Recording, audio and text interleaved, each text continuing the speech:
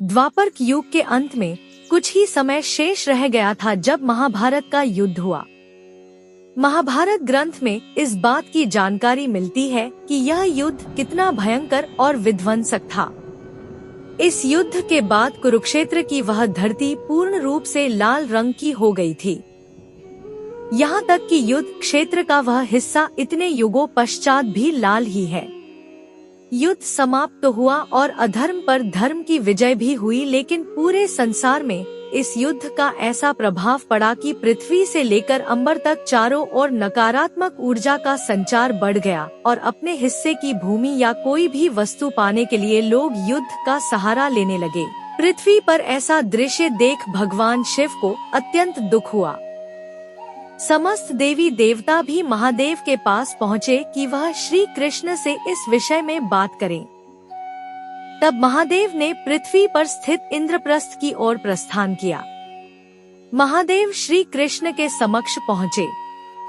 अपने आराध्य को देख श्री कृष्ण भी अत्यंत भावुक हो उठे और श्री कृष्ण की इसी भावुकता का लाभ उठाने का भगवान शिव ने प्रयास किया। दरअसल भगवान शिव को पता था कि अश्वमेध यज्ञ ही एकमात्र वो उपाय है जिससे संसार की नकारात्मकता को खंडित किया जा सकता है। लेकिन वो ये भी जानते थे कि श्री कृष्ण अश्वमेध यज्ञ के लिए कदापि नहीं मानेंगे। इसके पीछे का कारण यह था कि अश्वमेध यज्ञ के दौरान यज्ञ के घोड़े को पृथ्वी पर भ्रमण करने के लिए छोड़ा जाता है। वो घोड़ा जिस जिस स्थान से गुजरता है वह स्थान अश्वमेध यज्ञ करने वाले राजा के अधीन हो जाता है और जब घोड़ा पुनः लौट कर आता है तो उस अश्व की बलि दी जाती है। भगवान विष्णु के राम अवतार ने अश्व की बलि दी थी, किंतु श्री कृष्ण को यह कभी भी मंजूर नहीं होता। यही कारण था कि महादेव को समझ नहीं आ रहा था कि वह कैसे श्री कृष्ण को अश्वमेध यज्ञ के लिए मनाए। महादेव ने श्री कृष्ण को भावुक देखा तो वह प्रयास करने लगे, लेकिन श्री कृष्ण उनकी मंशा समझ गए। इसके बाद श्री कृष्ण के स्पष्ट पूछने पर महादेव ने उनसे अश्वमेध यज्ञ करने का आग्रह किया, जिसे श्री कृष्ण ने अस्वीकार कर दिया। महादेव निराश हो गए और बलदाऊ के पास कान्हा को मनाने की विनती लिए पहुंच गए। बलदाऊ के भी लाख कहने पर जब श्री कृष्ण नहीं माने तब महादेव और बलदाऊ ने अन्य उपाय सोचने का निर्णय लिया।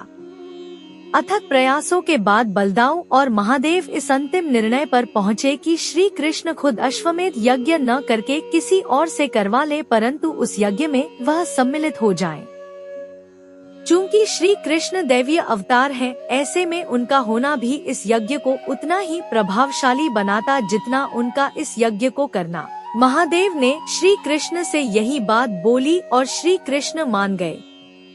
श्री कृष्ण ने इस यज्ञ के लिए पांडवों को चुना और उन्होंने इस यज्ञ में मुखिया के रूप में बैठने के लिए युधिष्ठिर को आदेश दिया। इसके बाद युधिष्ठिर यज्ञ में बैठे और यज्ञ संपन्न हुआ। यज्ञ के संपन्न होने के बाद संसार में पुनः शांति स्थापित हुई। तो ये थी श्री कृष्ण के महादेव की बात न मानने की वजह।